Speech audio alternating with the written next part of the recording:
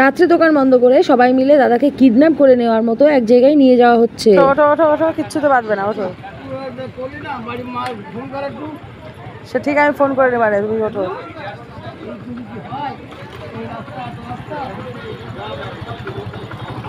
Hi friends, কেমন আছো তোমরা? আশা করছি তোমরা সবাই খুব ভালো আছো। আমার নতুন একটা ভিডিওতে তোমাদের সবাইকে ওয়েলকাম। রাত্রে দাদা ওনার বন্ধুদের সাথে গল্পগুজব করে এখন বাড়ির দিকে চলে যাচ্ছিল। তো দাদাকে সবাই মিলে প্রায় কিডন্যাপ করে নেওয়ার মতো একটা জায়গায় নিয়ে যাচ্ছি। দেখো দাদা বসে আছে মোটরসাইকেলের উপরে।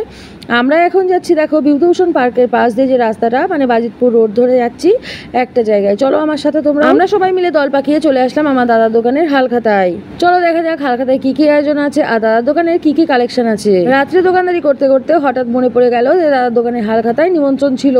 তো ভেবেছিলাম আমরা একটু সকাল সকালই আসবো, কিন্তু ওর কাজ মেটাতে দেরি হয়ে গেল, তো ওই জন্য আসতে আমাদের একটু দেরি হয়ে গেল।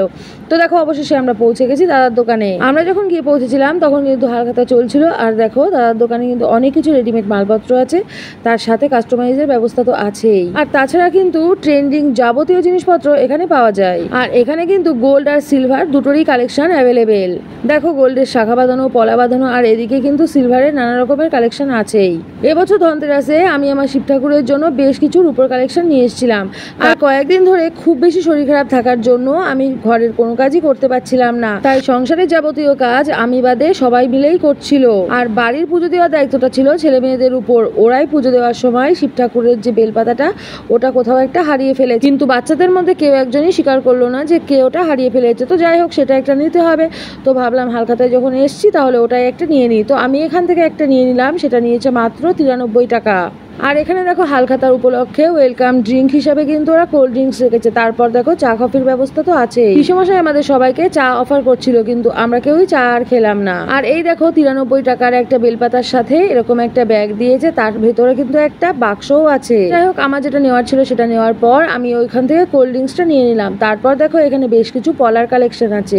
আর এই পলাটা শুরু হয়েছে মাত্র 900 টাকা থেকে। আর এই যে পিসেমশাইয়ের সাথে একটু ভিডিও করে নিলাম, কারণ পিসেমশাই বলছিল তুই যে এসছিস ভিডিও করেছিস তো? আমি বলেছি হ্যাঁ করেছি, তুমি যখন চা দিচ্ছিলে তখন। তো বললো ঠিক আছে, আমি যখন কাজ করছিলাম তখন তো ভিডিও করেছি, একটা ভালোভাবে দাঁড়িয়ে রয়েছে এরকম একটা ভিডিও কর, তো ওই জন্যই নিলাম। আর দেখো হালখাতায় নিমন্ত্রণ করে আমাদেরকে তো মিষ্টির প্যাকেট দিয়েছে, সাথে আমি যেটা কিনেছি সেটা নিয়ে বাইরে বেরোতেই ও বলছে কি রয়েছে এর মধ্যে। আমিও ওকে বলছি যে দেখো তোমার জন্য একটা গিফট নিয়েছি। শুনে তো লোকটা সে কি হাসি, মুখের মধ্যে দেখো একটা দাঁতও নেই, সব দাঁতগুলো কিন্তু বাইরে বেরিয়ে গেছে। ভেবেছে কি ওর জন্য কোনো একটা গিফট নিয়েছি। তো যাই হোক, লোকটাকে আর কিছু দেওয়া হলো না। আমি সবাইকে টাটা করে নিয়ে এখন বাড়ির দিকে চলে আসছি। পরে রাস্তা দিয়ে আস্তে আস্তেও আমার কাছে অনেকবার জিজ্ঞাসা করেছে, তারপর আমি ভাবলাম যে বলেই দিই, লোকটা না হলে পেটে ভাত হজম হবে না। এদিকে দেখো আমরা চলে আসার সময় দাদা দেখছি পকেটের মধ্যে হাত দিচ্ছে। তারপরে ভাবলাম যে কি হয়েছে তোমার পকেটে বারবার করে হাত দিচ্ছ? দাদা বলছে এই দেখ আমাকে 500 টাকা দিয়েছে। 500 টাকা এখন ওইদিকে গিয়ে ভাগ করবা। এখন 4 জনের 125 টাকা করে ভাগ হবে। কোনো চুপ না, তুমি আসতে যাচ্ছিলে না, তোমার জোর করে আসা সমান ভাগ।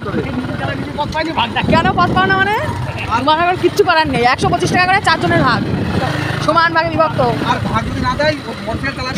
হ্যাঁ হ্যাঁ, দেখো এখন কি করবা চিন্তা করো। কি কষ্ট করে তোমার নিয়ে আসা হয়েছে জোর করে। 4 ভাগে ভাগ হবে, এখন কিচ্ছু করার নেই। টাকা পেয়ে এখন হজম করে দিলে হবে না।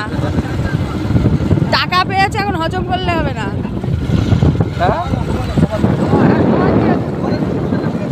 পরে আমার ফোন করে বলে দিয়েছে দাদুর কাছে টাকা দিয়েছি, তোরা সবাই মিলে ভাগ করে নিবি।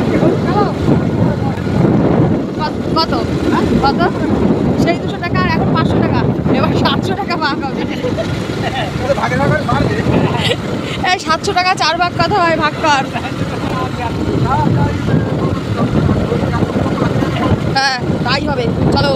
দেখতেই পারলে দাদার সাথে কিভাবে প্র্যাঙ্ক করা হলো ওই টাকাগুলো নিয়ে। যেভাবে আমরা সবাই মিলে নন স্ক্রিপ্টেড ভালোই একটা প্র্যাঙ্ক করলাম, দাদা হয়তো বা কোথাও গিয়ে একটা বিশ্বাস করেই নিয়েছে যে আমরা সিরিয়াসলি দাদার থেকে টাকাগুলো নিয়ে ভাগ বাটোয়ারা করে নিয়ে নেবো। ওই জন্য বারবার করে বলছে বাড়ি চল, মাকে বলে আসেনি, মা কিন্তু খুব চিন্তা করবে। দাদার টেনশন না বাড়িয়ে বাড়ি চলে আসলাম।